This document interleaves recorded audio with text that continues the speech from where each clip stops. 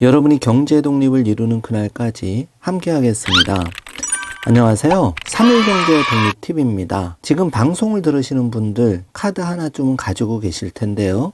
카드를 쓰면서 제일 불안한 것 중에 하나가 혹시 카드를 분실했을 때 누가 내 카드를 막 써버리면 어떻게 될까, 이런 고민 한 번쯤 해보셨을 겁니다. 대부분 보상을 해주지만 이런 경우에는 절대로 카드사에서 보상을 안 해주는데요. 깜빡 잘못하면 몇백만 원 억울하게 내가 쓰지도 않은 돈 물어낼 수가 있는데요. 대부분 분들이 이 내용을 잘 모르고 계십니다. 아마 방송 들으시는 분도 카드 뒷면에 이것을 안 해놓으셔서 불이익을 당할 수가 있는데요. 오늘 이 내용 궁금하신 분들은 영상 끝까지 함께 해주세요.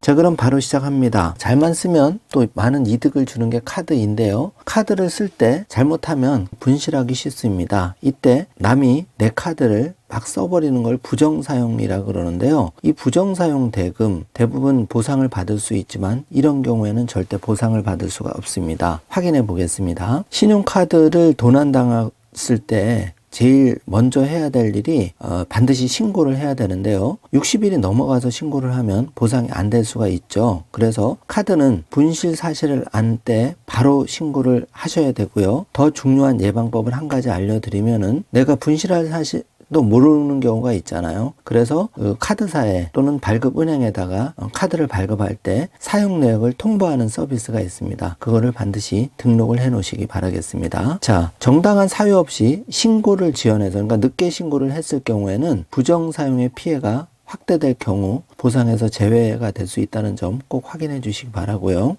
신용카드사 전화 또는 서면으로 반드시 분실 신고를 해야 보상을 받을 수가 있습니다. 도난 분실 신고 접수 시점부터 60일 전까지의 기간에 발생한 제3자의 신용카드 부정 사용 금액에 대해서는 신용카드사에 보상을 신청할 수가 있다는 점 꼭 체크해 주시고요. 자, 지금부터가 중요한 내용인데요. 부정 사용 금액에 대해 보상이 안 되는 경우, 회원이 고의로 인한 부정 사용의 경우입니다. 또 두 번째는 이 내용이 제일 중요한데요. 카드 뒷면에 서명을 하지 않았거나 카드의 관리소홀로 대여 양도 보관, 이용 위임 등 한 경우에는 부정사용이 되더라도 보상을 받을 수가 없죠. 그래서 대부분 사람들이 간과하는데요. 카드를 받자마자 뒷면에 서명부터 하셔야 됩니다. 중요한 내용입니다. 꼭 체크를 해주세요. 카드 뒷면에 서명을 해야지만 보상을 받을 수가 있습니다. 회원의 가족, 동거인에 의한 부정사용, 이런 경우에는 당연히 보상을 받을 수가 없습니다. 자, 다음은 회원의 신용카드 도난 분실 사실을